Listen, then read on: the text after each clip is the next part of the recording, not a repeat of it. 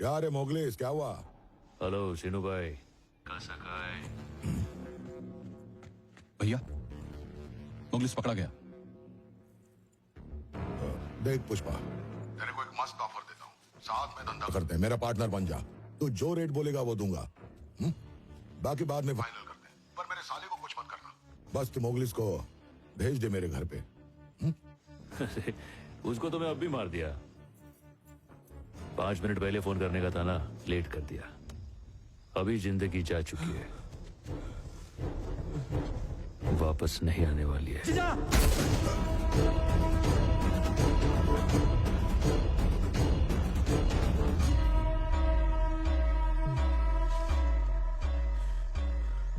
क्या भाई, सांप सूंघ गया है क्या? जो तुम सोच रहे हो वही हुआ है। वो दिन तुमको इतना ज्ञान दिया कि मैं किसी से डरता नहीं, फिर भी तू मेरे नाद में लग रहा है। अब गोली की आवाज आ गई ना, और एक जरूरी सूचना, एक बात को अपने भेजे में घुसा दे। मैं इधर किसी के फट्टे में टांग अड़ाने को नहीं आया, राज करने के लिए आया मैं, झुकेगा नहीं।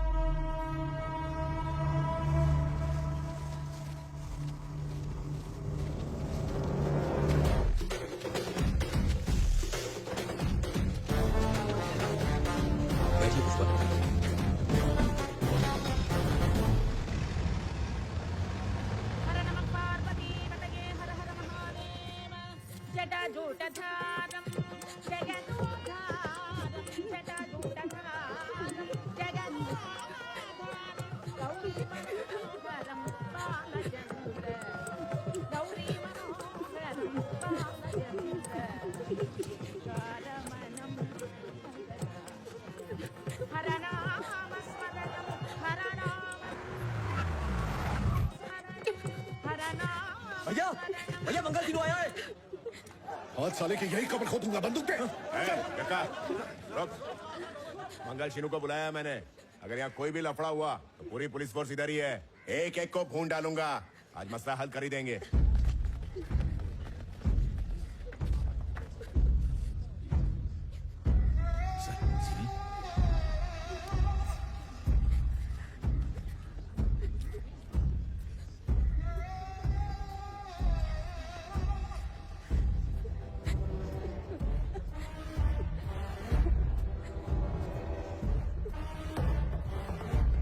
मुझे मेरे साले की लाश दे दो, मैं चला जाऊंगा। हाँ लेके चले जाना, पर बैठ तो सही। सिंडिकेट में तो भाईचारा था ना, फिर ये दुश्मनी कैसी? ये उनसे पूछे ना, शुरुआत तो इन्होंने की थी। झूठ बोल रहा है कमीना, इसने शुरुआत की दुश्मनी की। जक्का शांत हो जा। सीधा जाके मुर्गन को माल बेचने की क्या जरूरत थी? जवाब दो, सीनू भाई की पीठ पीछे इन्होंने ऐसा क्यों किया? क्या रे, सिंडिकेट के कुछ नियम है, उसूल है, फिर काय को ऐसा किया?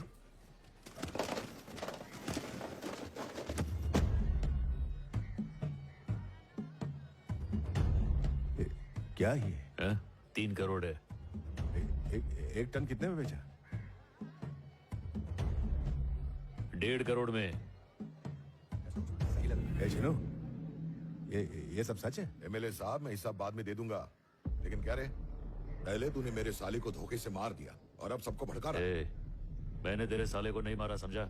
मैंने कोंडा रेड्डी के खूनी को मारा है। और कोई चुरा लेके चक्का भाई पे हमला करेगा तो मैं शांत बैठेगा? मौका मिलते ही गोली मार के उसका खोपड़ा खोल दिया। मेरे को तो लगता है जीजा और साला दोनों एक ही बिरादरी के। हाँ ना, डरता हूँ क्या मैं? हरकत कर रहा है, क्या देख रहा है खड़ा खड़ा? तू समझा रहा अपने भाई को? मेरे साहब, मेरे साले को मारने से पहले इसने फोन पर मेरे से बात की थी, फिर भी मार डाला। मेरी तरह तूने भी तो 5 मिनट लेट फोन किया होगा ना, तभी तो इतना बड़ा नुकसान हुआ। बंदूक साइड में रख, पहले पैसे की बात निपटा। और हाँ, तू तो बोल रहा था 1 टन के सिर्फ 50 लाख मिलते हैं, इसे 1.5 करोड़ कैसे मिल गए? हमने भी इससे यही सवाल पूछा। अगर ये हमसे सच कहता तो हम मुर्गन के पास क्यों जाते? इस पर अन्ना ने इतना भरोसा किया, उसी ने पीठ में छुरा भोग दिया। क्या शीनू भाई, चुप क्यों हो? एमएलए साहब पूछ रहे, जवाब दो। अब तुम सबको जवाब देना पड़ेगा क्या मुझे? तुम्हारे वास्ते इतना कुछ किया, सब भूल गए? हाँ ठीक ही तो है, आखिर हम सीनू भाई को सवाल ही क्यों कर रहे हैं?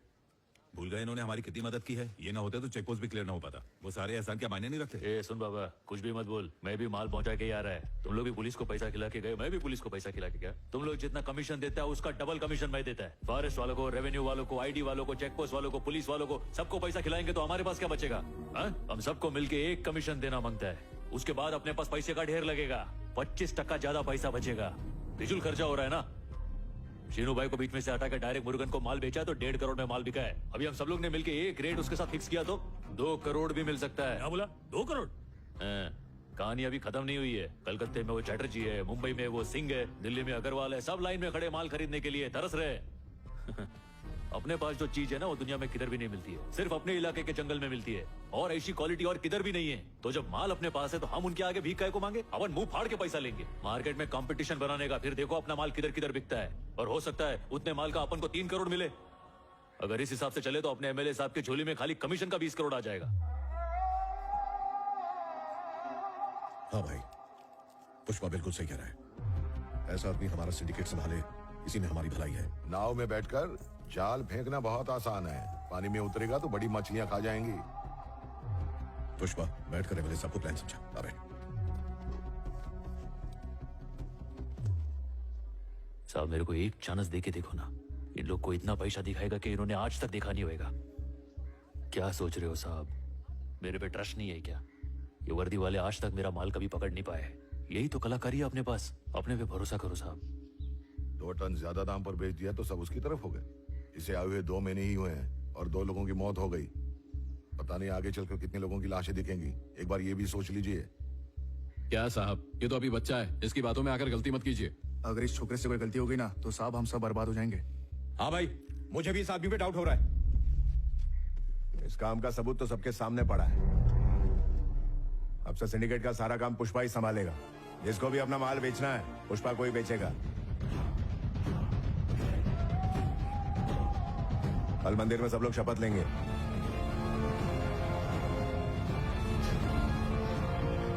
ऐसे गाड़ी में रखवा दे।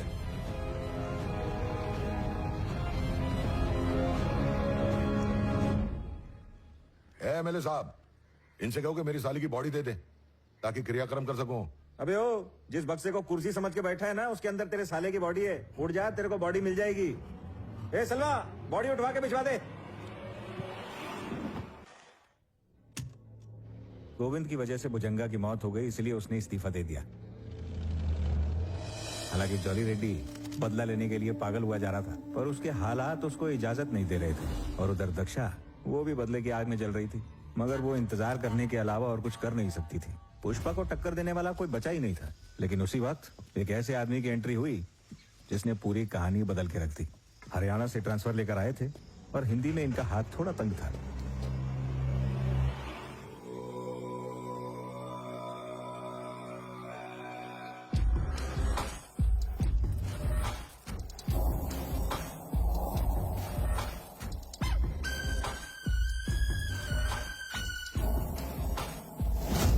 भंवर सिंह शेखावत एक ऐसा भंवर था जिसमें अच्छे अच्छे उलझने वाले थे।